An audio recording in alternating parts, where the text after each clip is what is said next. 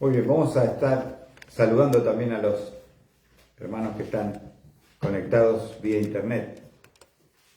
Estamos en la exposición de la carta de Segunda Tesalonicenses y estuvimos hablando el domingo pasado, yo sé que ustedes se acuerdan todo de memoria. Vamos a leer el Tesalonicenses 2:13, que dice la palabra de Dios. Pero nosotros siempre tenemos que dar gracias a Dios por vos, por el Señor. Buenas noches. Porque Dios os ha escogido desde el principio para salvación mediante la santificación por el Espíritu y la fe en la verdad. Y Pablo daba gracias a Dios por la vida ¿de quién? De los tesalonicenses. Dice Pablo, siempre tenemos que dar gracias a Dios por vosotros, hermanos. ¿Por qué? Amados por el Señor. Si el hombre puede ser salvo, si el hombre puede ser rescatado de la llama del infierno eterna, es solamente por una razón, por el amor de Dios. El amor de Dios. Y en ese amor, dice Pablo, Dios os ha escogido desde el principio. Esa palabra escogidos es la palabra eklegomai, que significa elegir para sí. Pero el hecho de que Pablo mencione esta palabra con respecto a los tesalonicenses no implica el rechazo de lo que no ha sido elegido. ¿Por qué digo esto? Porque una de las interpretaciones que se da con respecto a el tema de la elección, imagínense lo que es el hombre queriendo estudiar cómo es que Dios hizo esa elección, en qué se basó para elegirnos. Pero especialmente quiero mencionar un concepto de Calvino. Calvino enseñaba la doctrina de la predestinación. Lo que él quería explicar por medio de esta doctrina es por qué unos responden al Evangelio y otros no. Y justamente él, a través de esta doctrina que es la predestinación, él decía que Dios en la eternidad escogió quiénes iban a ser salvos y quiénes no iban a ser salvos. Los elegidos para salvación y los rechazados, digamos, ¿no? Entonces, tal vez el error en este concepto de Calvino es que él creía, estaba equivocado en el sentido de que pensaba que la función de la doctrina de la predestinación explica el misterio de las diferentes respuestas del ser humano al mensaje del Evangelio. ¿Qué quería hacer Calvino a través de estudiar la predestinación? Estudiar por qué unos sí y otros no. Ahora, no quiero por supuesto desarrollar este concepto, porque podríamos estar hablando mucho y hay una discusión que los teólogos no se ponen de acuerdo, pero sí lo que quiero remarcar, hablando con respecto al tema de la elección, que la Biblia, y esto es lo más importante, ¿qué es lo que a nosotros nos interesa? La Biblia. La Biblia no da respuesta a aquella pregunta. ¿Cuál es la pregunta? ¿Por qué unos son salvos y otros no? ¿Por qué unos responden al Evangelio y otros no? Lo vuelvo a repetir. La Biblia no da respuestas a esa pregunta. Podemos decir que es un secreto en la mente de Dios, que no podemos llegar a visualizar el ser humano, por más que estudie.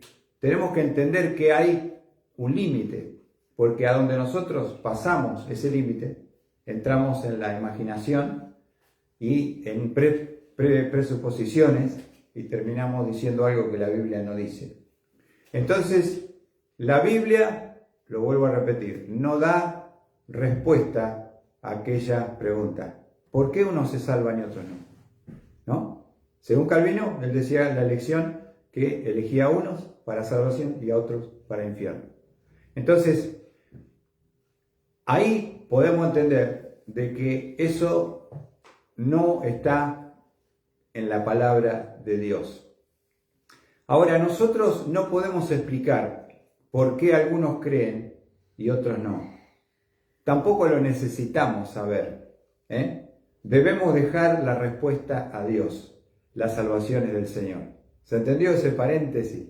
Porque hoy hay división entre los hermanos, entre las iglesias, entre las denominaciones, por la doctrina de la elección, la predestinación, y unos se atacan a otro y otro se ataca al otro. Tenemos que entender que la Biblia no da respuesta a esa pregunta y nosotros no podemos explicar. Qué lindo poder decir, yo no entiendo, no puedo explicarlo todo. ¿Por qué algunos creen y otros no? ¿Por qué algunos reciben y otros no? Y hay un texto hermoso que se encuentra en Deuteronomio 29:29. Porque hoy en día, ¿no? Es como una pregunta si uno abraza el calvinismo o no.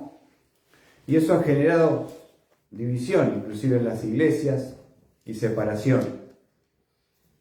Y verdaderamente no queremos agregar,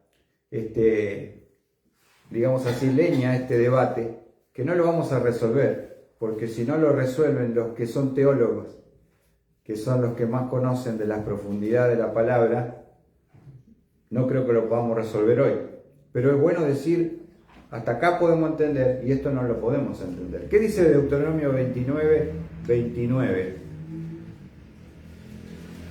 Las cosas secretas pertenecen al Señor nuestro Dios, mas las cosas reveladas nos pertenecen a nosotros y a nuestros hijos para siempre, a fin de que guardemos toda la palabra de esta ley. Miren qué texto magnífico. Las cosas secretas, ¿a quién pertenecen, Juan? A nuestro Señor.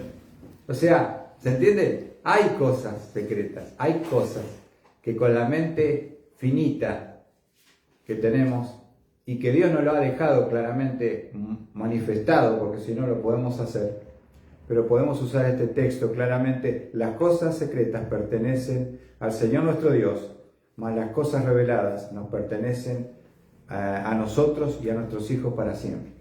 Podemos entender verdades claras en la Escritura, pero vuelvo a repetir para terminar con el tema de la palabra y la elección, la Biblia no da respuesta a aquella pregunta. Es un secreto de Dios. Nosotros no podemos explicar por qué algunos creen y otros no. Tampoco lo necesitamos saber. No nos va a cambiar la vida. Dejémoslo, las salvaciones de Jehová, y que Él un día, tal vez cuando estemos en la gloria, nos diga, miren, vengan, siéntese, acá les voy a explicar. Pero no entrar en ese tema, en ese campo, en ese debate estéril que divide, que destruye la iglesia, el cuerpo de Cristo. Muchas veces Satanás es astuto, porque en vez de estar enfocado en los perdidos, en la salvación y en la predicación, estamos peleándonos entre nosotros, atacándonos, y algunos ni siquiera dice que si uno no es de un grupo determinado, ni siquiera puede ser salvo, ¿no? Entonces creo que el diablo es astuto, y si le damos lugar, en vez de ser edificados y bendecidos por la palabra, terminamos en división. Estamos enfrentándonos unos a otros. Calvinistas, arminianos, ¿viste? Como Pablo diría, unos son ¿se acuerdan con la iglesia de Corinto? Habían dividido la iglesia, yo soy de Pablo, yo soy de Pedro, yo soy de Apolo, yo soy de Cristo. Habían hecho 4 grupos y habían dividido la iglesia por personajes y a veces por posiciones en cuanto a la elección. También hay un paréntesis con respecto. Pablo no explica, simplemente él dice que ellos fueron elegidos. Ahora, volviendo a 2 Tesalonicenses 2:13. Pablo dice, nosotros siempre tenemos que dar gracias a Dios por vosotros, hermanos, amados por el Señor, porque Dios os ha escogido desde el principio. Esa elección que no entendemos, ¿no es cierto?, porque no la revela la palabra, ha sido desde el principio. ¿Qué significa esto? Que en la mente, el corazón de Dios, desde el comienzo de todo, Él tuvo en su corazón la salvación de los perdidos de la humanidad. Estuvo como prioridad en su mente y su corazón la salvación del hombre. ¿Qué les parece eso? Podríamos decir lo que dice Samuel Pérez Millo en una frase célebre que nos resume el concepto. Antes que Dios dijera sea la luz, dijo sea la cruz. Antes que Dios dijera sea la luz, la creación, dijo sea la cruz. Desde el principio, en el corazón de Dios, estuvo la salvación de la humanidad.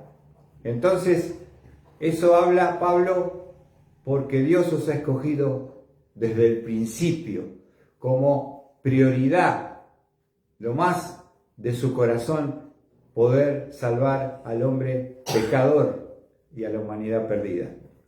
Podemos ver, por ejemplo, ese diálogo que no tiene tiempo, es atemporal porque no sabemos cuándo fue, entre el Padre y el Hijo para venir a salvar a la humanidad. Lo encontramos en Hebreos capítulo 10, ahí avanzando un poquito, yendo para Apocalipsis un poquito más, Hebreos 10, versículo 4. Hebreos 10, versículo 4. ¿Lo tienen allí? Hebreos 10, versículo 4. Fíjense este diálogo que se da entre el Hijo y el Padre. Hebreos 10, versículo 4. ¿Lo tienen ahí? Dice así la palabra de Dios. Porque es imposible que la sangre de toros y de machos cabríos quite los pecados. Por lo cual al entrar en el mundo dice, sacrificio y ofrenda no has querido.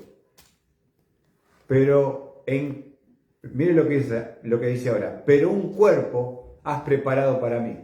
O sea, está hablando del tiempo de la ley, donde se sacrificaban corderos, animales, y esa sangre cubría los pecados, no las quitaba, no lo quitaba, no tenía poder.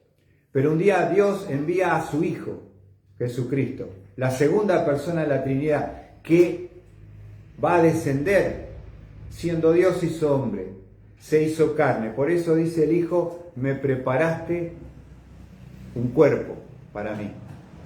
Dice, en holocausto y sacrificio por el pecado no te han complacido. O sea que el tiempo de la ley fue justamente por un tiempo. Dios manifestó que uno tenía que, ¿se acuerdan cómo el judío era salvo? Traía un cordero para que el cordero muriera por su culpa y sus pecados en su lugar. Y con esa sangre de ese cordero se podía, fíjense, cubrir, no quitar los pecados. ¿Por qué Dios puso al animalito? ¿Por qué mostró un cordero desde el huerto de Edén, cuando cubrió a Adán y a Eva? Porque un día mandaría a su Hijo. Y cuando Juan, que está predicando en el Jordán, lo ve a Jesús, dice, he aquí, le dice a los judíos, el Cordero de Dios, observen, que quita el pecado del mundo. No dice cubre, que quita el pecado del mundo. Miren lo que dice el versículo 7. Entonces dije, esta es las palabras del Hijo, he aquí, yo he venido, y en el rollo del libro está escrito de mí, para hacer, oh Dios, tu voluntad.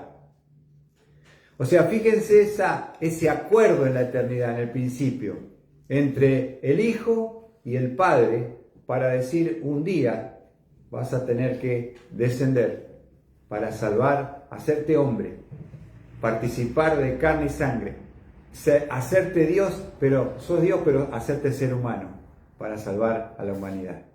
Y con tu sacrificio y con tu sangre derramada en la cruz, quitarás para siempre el pecado de la humanidad. ¿Ven la diferencia? La sangre de los corderos, machos cabríos, ¿qué hacía? Cubría, no quitaba. Pero entonces ahí está la voz del Hijo. Versículo 8. Habiendo dicho arriba, sacrificio y ofrenda y holocausto, sacrificio por el pecado, no has querido, ni en ellos te has complacido, los cuales se ofrecen según la ley. Entonces dije, he aquí, yo he venido para hacer tu voluntad. Él quita lo primero para establecer lo segundo. Ya no hay más sacrificio de animales, porque Cristo fue el Cordero de Dios que quita el pecado y que fue sacrificado hace 2000 años. Versículo 10. Por esta voluntad hemos sido santificados mediante la ofrenda del cuerpo de Jesucristo, ofrecida una vez y para siempre. ¿Se entendió? ¿Cómo podemos nosotros ser perdonados y quitados nuestros pecados? Ya no hay que llevar un animalito, no hay que llevar un cordero. Ya Dios, el Padre, envió a su Hijo en forma humana, descendió a esta tierra, nació en Belén, vivió con una familia allí, se crió en Nazaret, una familia numerosa, y allí a los 30 años después va a ir al Jordán y va a hacer su bautismo, y ahí comienza la unción, porque el Espíritu Santo desciende sobre él, él es el ungido, eso es lo que significa Mesías, ungido. Comienza el ministerio público por 3 años, pero todo apunta, el Padre y el Hijo, con el poder del Espíritu en unidad, para en el principio poder establecer el camino a Dios. Siempre Dios buscando al pecador, nunca el pecador buscando a Dios. Por eso, ustedes saben cuántas religiones existen hoy en la actualidad, que cada una propugna una manera de llegar a Dios. Hay más de 4200 religiones. Pero ¿qué dijo Jesús? Yo soy el camino, yo soy la verdad, yo soy la vida. Nadie viene al Padre sino por mí. Y eso es lo que está reconociendo Pablo, esa salvación. Podemos decir gracias, Señor, por una salvación tan grande, porque en el principio se puso como prioridad en el cielo la redención del hombre, y este diálogo que hemos acabado de leer fue entre el Padre con el Hijo, porque el Hijo dice, Señor Padre, Dios, yo tomo cuerpo, yo bajo, yo desciendo, yo seré ser humano, seré Jesús, que Él salvará a su pueblo de sus pecados. Entonces un acuerdo, es una perfecta armonía entre el Padre y el Hijo, es una decisión al principio para poder salvar al hombre. Antes que Dios diga, sea la luz, dijo, sea la cruz. ¿Se entiende ahí lo que dice Samuel Pérez Millo en esas sabias palabras como teólogo, ¿no? Antes que Dios diga, sea la luz, Lorena dijo, sea la cruz. ¿Por qué? Porque la cruz se gestó nuestra salvación. Amén. Nuestra redención. Nuestra deuda fue cancelada en la cruz del Calvario. Aquellos que me miran agua acá a la izquierda, porque tenemos una cruz grande acá en la iglesia, es un símbolo de la victoria. ¿Cómo? No. Ahora podemos, Rosy, si querés, vamos a mostrar la cruz, ya que estamos mencionando. Quiero que la vean, tiene más o menos casi 3 metros. Aquí está a mi izquierda, está con una luz, y este es un símbolo que tenemos en nuestra iglesia. Ahí está, muchas gracias, para que lo puedan apreciar. Entonces, ¿se entiende el deseo, la preocupación y todos los recursos de Dios para salvar al hombre?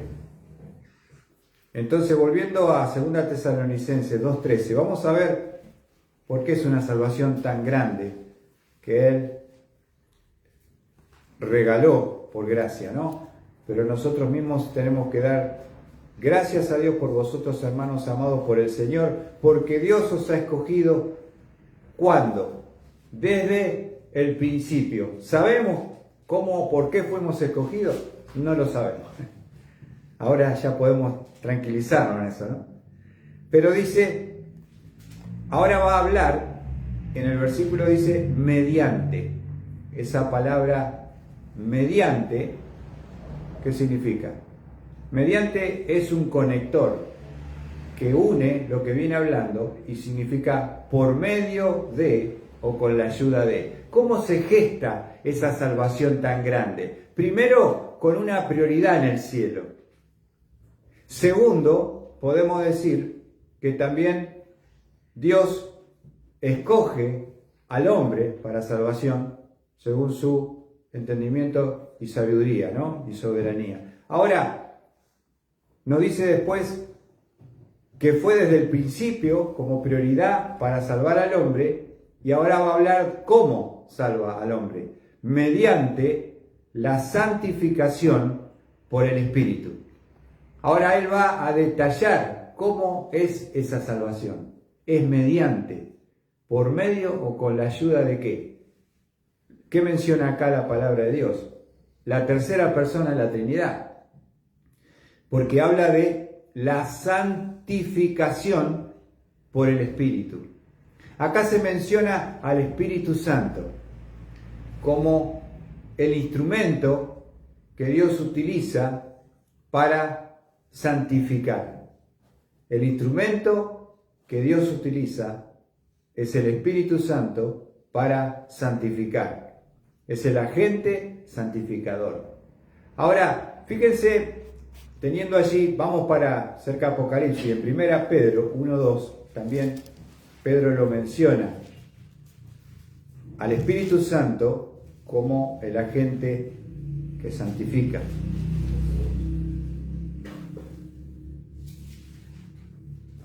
Primera Pedro,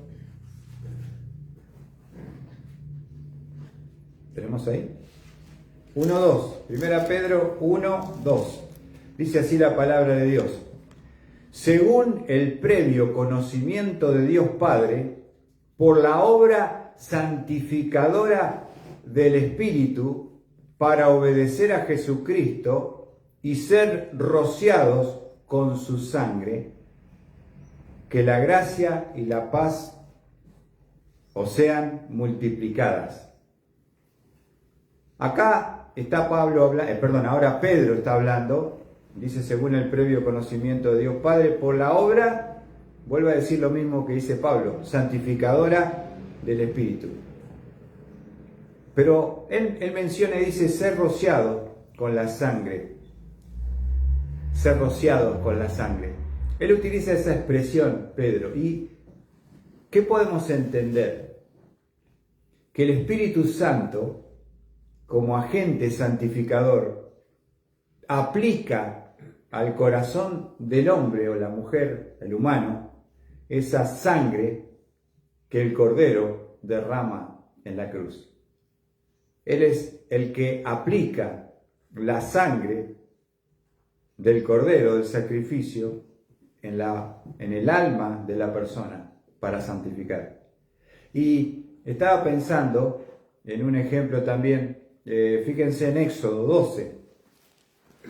Vamos a ver Éxodo 12, porque allí tenemos la última plaga que Dios está a través de Moisés para libertar al pueblo de Israel de la esclavitud. Y en la última de las plagas iba a ser la muerte de los primogénitos. ¿Qué debía hacer Israel para que el ángel de la muerte no destruyera al primogénito de ellos? Dios dijo algo importante. ¿Qué es lo que Dios estableció? Que ellos debían, fíjense en Éxodo 12, versículo 5 al 7. Éxodo 12, 5 al 7. Dice, y el cordero será un macho sin defecto de 1 año. Lo apartaréis de entre las ovejas o de entre las cabras. y lo guardaréis hasta el día 14 del mismo mes. Entonces toda la asamblea de la congregación de Israel lo matará y tomará parte de la sangre y la pondrá en los dos postes y en el dintel de la casa donde lo comáis. ¿Ven ahí? ¿Quién provee la sangre? El cordero. Ahora, esa sangre que ya había sido derramada en el sacrificio no tenía ningún valor si no se tomaba con un hisopo, se mojaba con la sangre y tenías que, en la puerta de entrada, como tenemos acá, a los dos postes con sangre y el dintel, la parte de arriba, tienen que tener la sangre del cordero. Esa aplicación de la sangre del cordero es lo que hacía esa santificación y esa salvación, porque cuando el ángel de la muerte viniera sobre Egipto y sobre Gosén, donde estaba su pueblo, viera la sangre, pasaría por encima. Eso significa Pascua, Pesaj, pasar por encima. Y la muerte no afectaría, no tocaría a los primogénitos del pueblo de Israel. Pero, ¿cómo se aplica la sangre? ¿Cómo se aplica esa sangre? Fíjense en el versículo 7, Éxodo 12, 7. Dice, y tomarás parte de la sangre y la pondrás en los dos postes y en el dintel de la casa donde la coman. Y en el versículo 13 dice, y la sangre os será por señal en las casas donde estéis. Cuando yo vea la sangre, pasaré sobre vosotros, y ninguna plaga vendrá sobre vosotros para destruiros, cuando yo hiera la tierra de Egipto. ¿Ven? Cuando yo vea la sangre que fue aplicada por ese hisopo con sangre y pintando los postes y el dintel, Pesaj, pasar por encima, no caerá la muerte, no vendrá la destrucción sobre esa casa. Esa aplicación de la sangre, podríamos decir, que es lo que hace el Espíritu de Dios. Aplica la sangre del Cordero para santificar. Versículos 22 y 23 de Éxodo 12. ¿Lo tienen allí? ¿Cómo era la aplicación? Dice, y tomaréis un manojo de hisopo y lo mojaréis en la sangre que está en la vasija y untaréis con la sangre que está en la vasija el dintel y los dos postes de la puerta, y ninguno de vosotros saldrá de la puerta de la casa hasta la mañana. ¿Ven? ¿Cómo se aplicaba? Con una ramita de hisopo. Se untaba en la vasija con sangre, se pinta, como vos pintás hoy con un pincel. Sangre en los postes y en el dintel con la sangre del cordero. Versículo 23. Pues el Señor pasará para herir a los egipcios, y cuando vea la sangre en el dintel y en los dos postes de la puerta, el Señor pasará de largo aquella puerta y no permitirá que el ángel destructor entre en vuestras casas para heriros. ¿Qué te parece? La sangre era aplicada con el hisopo y de esa forma era eficaz y efectiva sobre esa casa. Y entonces, tomando esa figura que dice Pedro, que hemos leído en 1 Pedro, lo volvemos a leer, 1:2. 1 Pedro 1:2. En la salvación es el Espíritu Santo el que santifica. Esa es su función en la salvación, ministerio en la salvación. La Trinidad toda actúa en la salvación. Dice 1 Pedro 1:2, según el previo conocimiento de Dios Padre, por la obra santificadora del Espíritu, para obedecer a Jesucristo, y miren lo que dice, y ser rociado con la sangre. ser rociado. ¿Quién aplica la sangre para santificar? El Espíritu Santo de Dios. La sangre la provee el Cordero, pero el Espíritu la aplica sobre la vida de la persona para santificarlo. ¿Qué te parece? Hay una armonía en la Trinidad y en cada una de las funciones de cada una de las personas la salvación. Volviendo a 2 Tesalonicenses 2:13, nosotros tenemos que dar siempre gracias a Dios por vosotros, hermanos amados por el Señor, porque Dios os ha escogido desde el principio para salvación. ¿Cómo es esa salvación? Mediante la santificación por el Espíritu. Vimos entonces la decisión de Dios en la eternidad, de elegir, pero también el Hijo de ser el Cordero del sacrificio y el Espíritu aplicando esa sangre santificadora. ¿Ven? La Trinidad obrando en la salvación. Ahora, seguimos otro paso más. Hablamos del Espíritu, pero dice después, y la fe en la verdad. ¿Cómo es que una persona es salva? Porque fue elegida. En la eternidad no sabemos cómo ni por qué. Pero, ¿quién actúa para aplicar la sangre del Cordero? El Espíritu Santo santifica. ¿Y cómo es el otro proceso? Después de esa santificación y la fe en la verdad. ¿Cómo somos salvos en este proceso? La fe en la verdad. ¿Cómo somos salvos nosotros? Juanchi, ¿por obra o por fe? Fe. Fe en la verdad. Esa palabra fe, vamos a ver qué significa.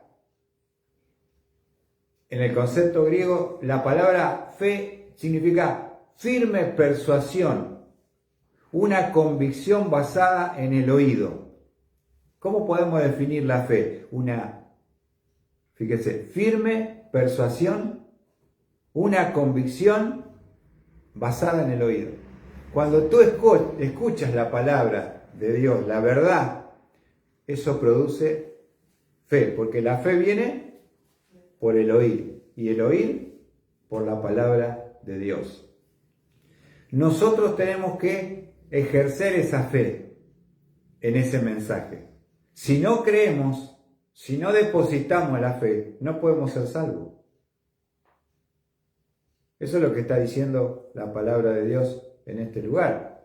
Fíjense lo que dice, por ejemplo, en Efesios, unos libros antes de Tesalonicenses. Efesios 2:8. ¿Cómo es que Pablo va describiendo acerca de la salvación? La salvación es un regalo. Efesios 2:8. ¿Lo tienen?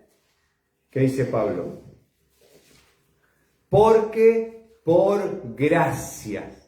¿Esto qué es gracia? Regalo, favor no merecido, habéis sido salvados. ¿Por medio de qué? De la fe. La fe es el medio que te conecta a confiar en el mensaje. Sin fe es imposible ser salvo y es imposible agradar a Dios. La fe es el medio por el cual yo recibo ese regalo de gracia. ¿Se entiende? Es como cuando uno ve en un folleto y uno estira la mano. Dios te dice, te regalo la vida eterna, un paquete, pero el pecador, ¿cómo está? Levantando la mano y quiere tomarlo. Eso es un acto de fe. Y eso es algo que nosotros debemos depositar, esa fe, esa confianza en el mensaje de la verdad. Confianza en el mensaje de la verdad. Si podemos poner un sinónimo de fe, ¿qué es? Confiar. ¿Qué fe? Confío. Cuando nosotros pusimos nuestra fe en Cristo, ¿qué hicimos? Confiamos en la obra de Cristo hecha en la cruz hace 2000 años, una vez y para siempre. Dijimos, yo sé que por ese sacrificio, por esa sangre, por ese sustituto, soy salvo. Eso es fe. ¿Yo qué hice? Creí, confié. ¿Se entiende? Fe. vamos a ver en el libro de Primera Tesalonicenses 2:13, Pablo lo menciona.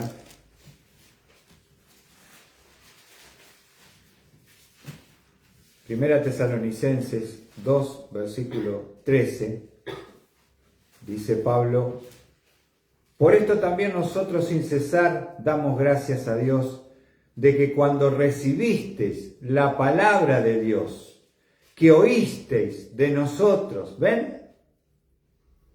Oísteis de nosotros, la aceptasteis, no como palabra de hombre, sino como lo que realmente es la palabra de Dios, la cual también hace su obra en vosotros los que creéis. ¿Qué fue lo que nosotros tuvimos que depositar para tomar ese paquete del regalo de la vida eterna?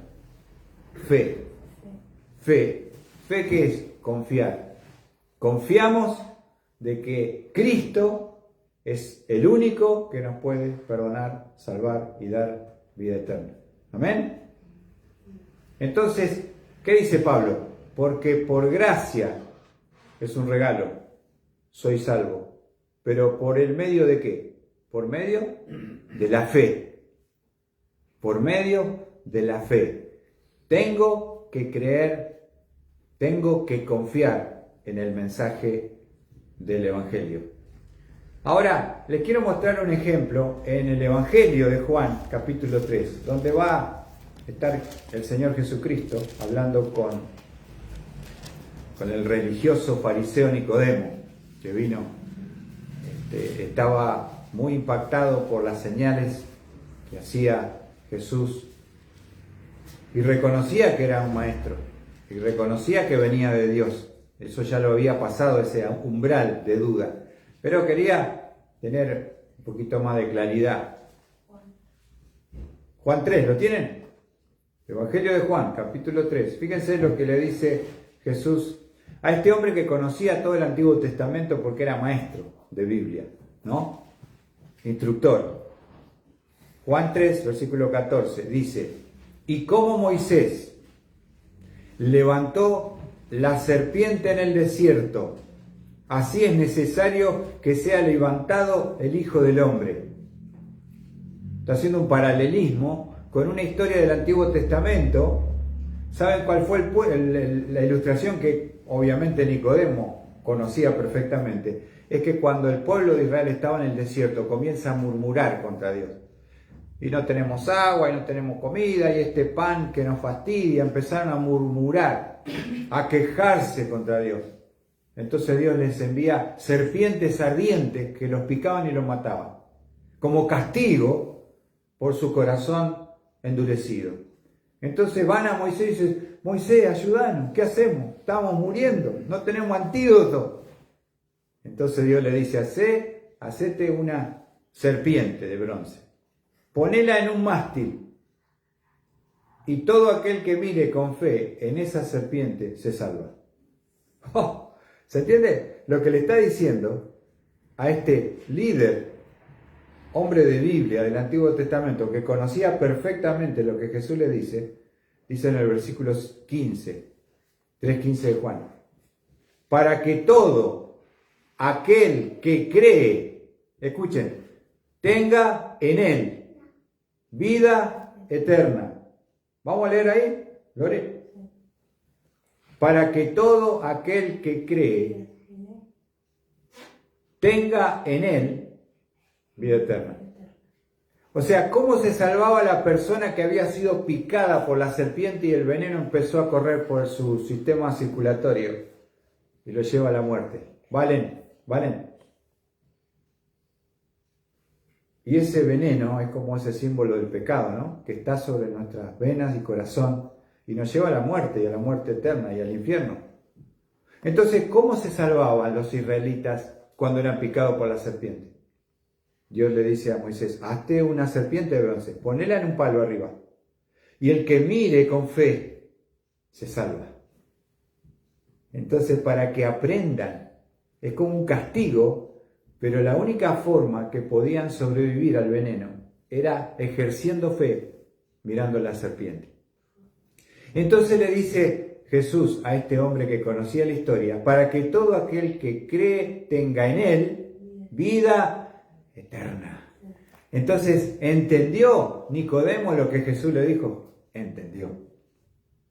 Ahora, fíjense el texto que dice, para leer y ustedes tengan una idea de cómo era el tema, la salvación de la picadura de la serpiente. Vamos a Números. Tenemos Génesis, Levítico,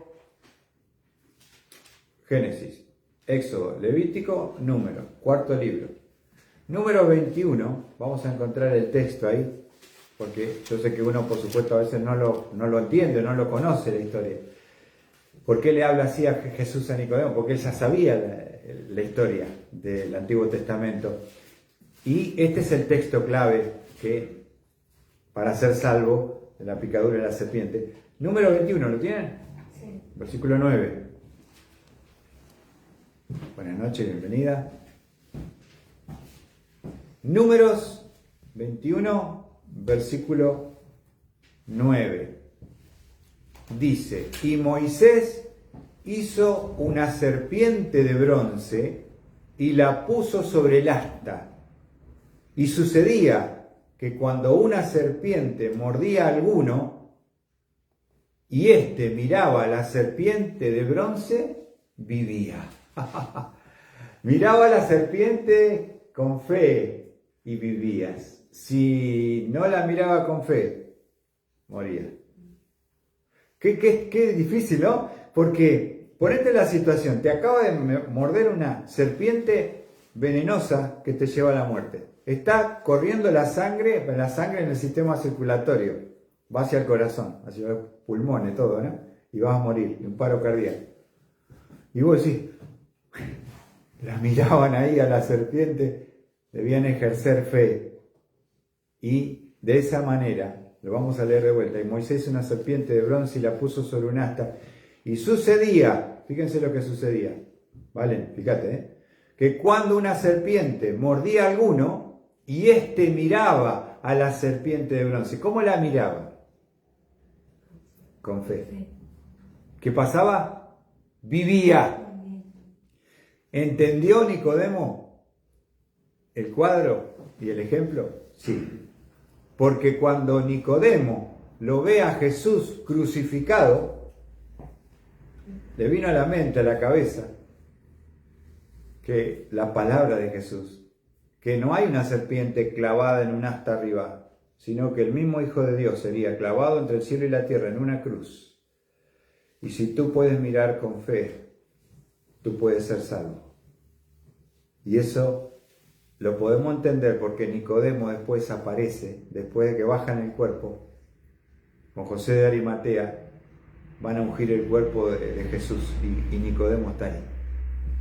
Creyó, Nicodemo entendió, Nicodemo creyó, ejerció esa fe en el Salvador.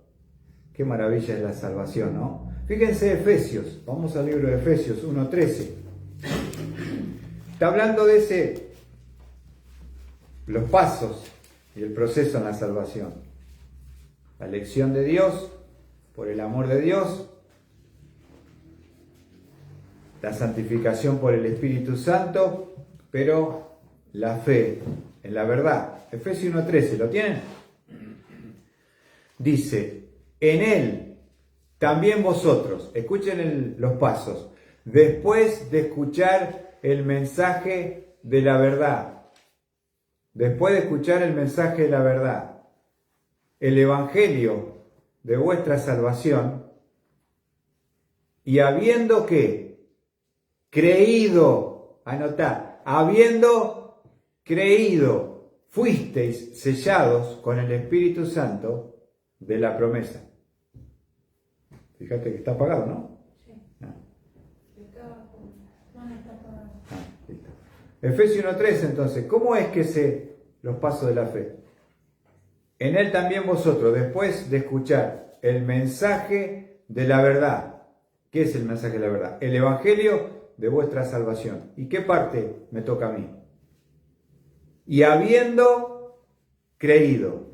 ¿Cómo sos salvo? Habiendo creído. Tú tomas esa vida eterna en ese paquete imaginario, ilustrativo de la vida eterna con Cristo, lo tomas por medio de la fe, te lo apropias y lo abrazas.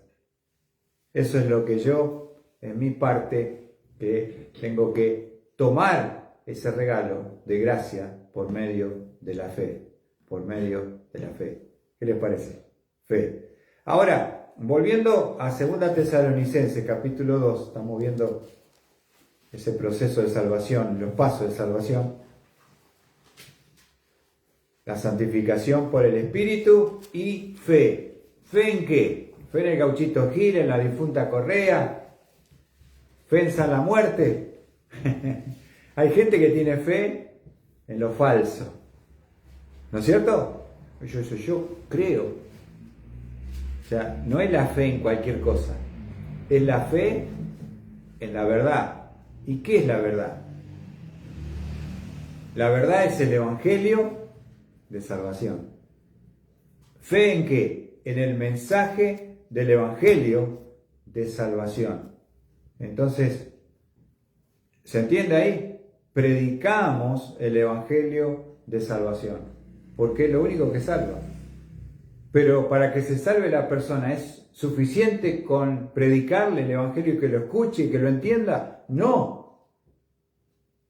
Es necesario ejercer ¿qué? Fe. Fe en el mensaje del Evangelio que nos habla del Salvador, de Cristo Jesús. Justamente habla de la verdad en el mensaje y esa fe en el mensaje del Evangelio. Fíjense allí en Romanos 10, vamos a ver. Romanos 10.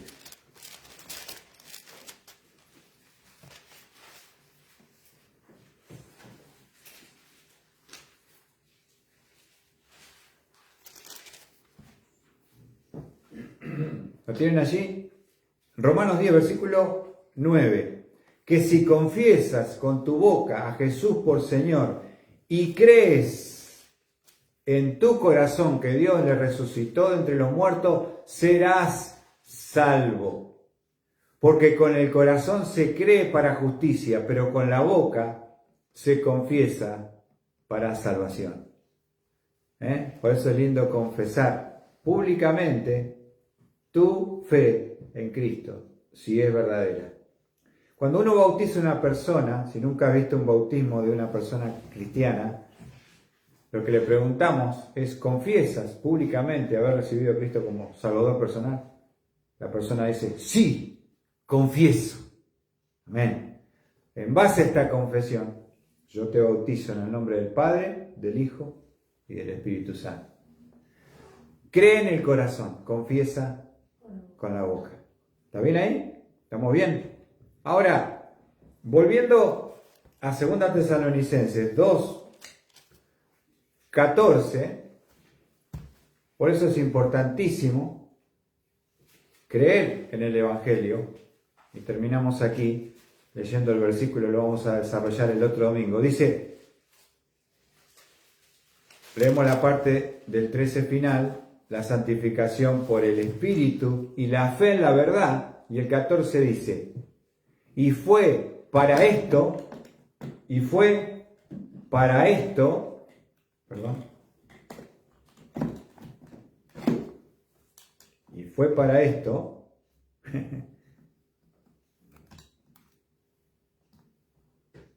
¿tenemos ahí? ¿Lo puede leer alguno? Ahí está bueno. Y fue para esto que Él os llamó mediante nuestro Evangelio, para que alcancéis la gloria de nuestro Señor Jesucristo. Ahora, ¿observaron cómo es que ellos pudieron tener fe en la verdad? Y para esto Él os llamó. Fíjate cómo Dios llama al pecador para ser salvo, mediante nuestro Evangelio. Ese llamado de Dios para salvación al pecador viene a través del mensaje de salvación. Y cada uno de nosotros, para ser salvo, debimos haber escuchado indudablemente el mensaje de salvación. del Evangelio de salvación. No de sanidad, no de prosperidad, porque hay un montón de evangelios falsos, pero el Evangelio que te lleva al arrepentimiento, que te lleva a la cruz, que te lleva a confesar tus pecados, a pedir perdón, a creer en el sacrificio de Cristo en la cruz, muriendo en tu lugar y pidiéndole que entre en tu corazón. Eso pasó en mi corazón a los 12 años. Me predicaron el Evangelio. Me dijeron que era pecador, lo acepté. Que estaba perdido, lo creí. Pero que si yo recibía por la fe a Cristo en mi corazón y me arrepentía de mi maldad, lo hice, Cristo me podía perdonar y salvar. Y que dije con 12 años, Señor, entra en mi corazón, lávame con tu sangre, quiero ser tu hijo. Eso es lo que me salvó. No me salvó las obras, no me salvó la moralidad, no me salvó nada más que haber oído el mensaje del Evangelio de salvación y haber creído y haber recibido en mi corazón a Cristo. Vamos a estar entonces terminando este mensaje y agradecerle también por su atención.